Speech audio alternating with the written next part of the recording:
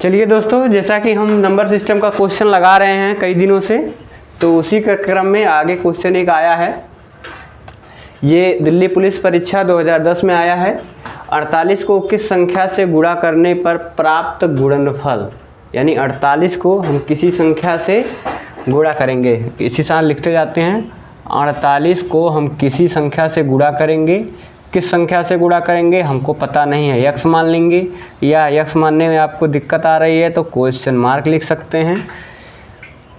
करने पर प्राप्त गुणनफल ये कह रहा बराबर होगा किसके, 173 गुणे 240, यानी कि 173 और 240 के गुणनफल के बराबर होगा। तो 173 गुणे 240 और ये इधर है 48 गुणे क्वेश्चन मार्क। अब इसका मान अगर निकालना है हमको, क्वेश्चन मार्क का मान निकालना है तो क्या हो जाएगा, 173 गुणे 240 और ये 48 यहाँ गुणे में इधर आएगा तो भाग में। देखिए, अगर आप लोग यानी कि धीरे धीरे क्वेश्चन लगाते रहेंगे तो हैबिट हो जाएगी। 48 से सीधे हम 240 को काट सकते हैं। 8 पंजे 40, 4 पंजे 20, यानी कि 5 बार में कट जाएगा। लेकिन अभी अगर आप लोग नए हैं तैयारी करने में तो समझ में कम आ रहा होगा, तो इसको हम छोटे छोटे पार्ट में काटेंगे। जैसे मान लिया जाए कि 4 से देखेंगे कि ये भी कट जाएगा, ये भी कट जाएगा। विभाजित के नियम हमने पहले बताया ही है कि हो गया 4 एक कम 4, 4 दूनी 8 और ये हो गया 4 छक 24, 60 हो गया। 12 एक कम 12, 12 पंजी 60। देखिए 5 आंसर आ गया। थोड़ा सा अगर आप ज़्यादा समय तक लगाएंगे तो आपको हैबिट बन जाएगी। 48 को डायरेक्ट 240 से काट सकते हैं, 5 आंसर आ जाएगा। फिर क्वेश्चन मार्क बराबर क्या हो जाएगा, 173 गुणे 5, इसका गुणा कर देंगे। 5 तियाँ 15, फिर 5 7 35, 35 1 36, हासिल लाख 3, 5 1 कम 5, 5 3 8। ये आपका हो गया आंसर, ये आपका आंसर हो गया। चलिए क्वेश्चन दिया है, अगला क्वेश्चन है संख्याओं 1 2 3 4 5 6 डैश डैश 98 99 100, यानी कि 1 से लेकर 100 तक की संख्याओं को परस्पर गुणा किया जाए, यानी आपस में गुणा किया जाता है तो गुणनफल के दाईं ओर कितना शून्य होगा।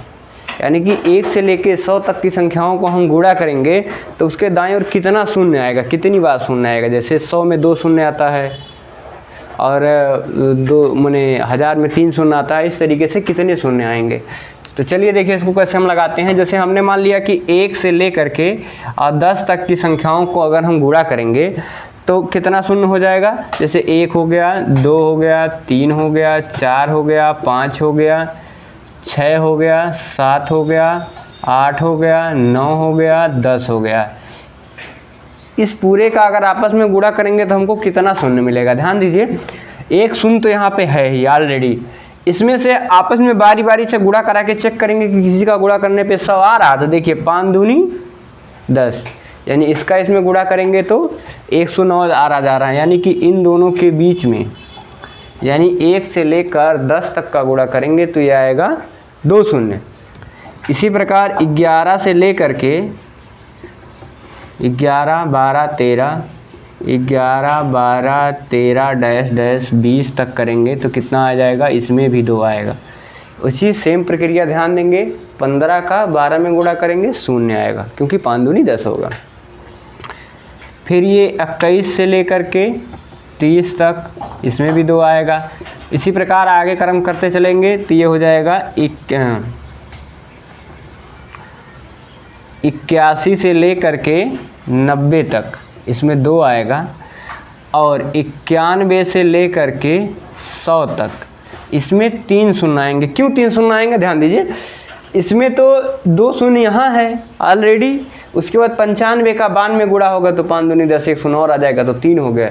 यानी कि 1 से 10 तक, यानी कि 1 से 10 तक में 2 हो गया।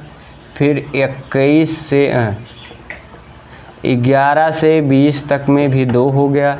तो अगर आप चाहें तो इसको बारी बारी से लिख के जोड़ लें, या फिर देखिए कुल मिला के कितने होंगे, 10 खाने होंगे तो 9 खाने में तो कितना मिल रहा है हमको, 2 2, और प्लस लास्ट वाले में कितना मिल रहा है, 3। यानी कि इसको गुणा करेंगे 9 दूनी 18 धन 3, ये बराबर क्या हो गया, 21। ये आपका आंसर हो गया विकल्प नंबर सी। और ये क्वेश्चन एसएससी एसएससी कब में आया है? एसएससी 2010 में आया है। यानी कि बहुत ही इम्पोर्टेंट क्वेश्चन है और बहुत ही ध्यान देने योग्य बातें हैं, क्योंकि अगर बारी बारी से 1 से लेकर 100 तक की संख्याओं को गुणा करेंगे तो ज़्यादा लंबा चौड़ा हो जाएगा। इस नियम से थोड़ा सा समझने के बाद लगाएंगे तो आसानी से लग जाएगा, क्योंकि एक पंक्ति में ये पूरा गिनती की एक पंक्ति 1 से लेकर 10 तक, 11 से लेकर 20 तक, हर एक पंक्ति में 2-2 शून्य आ रहा है।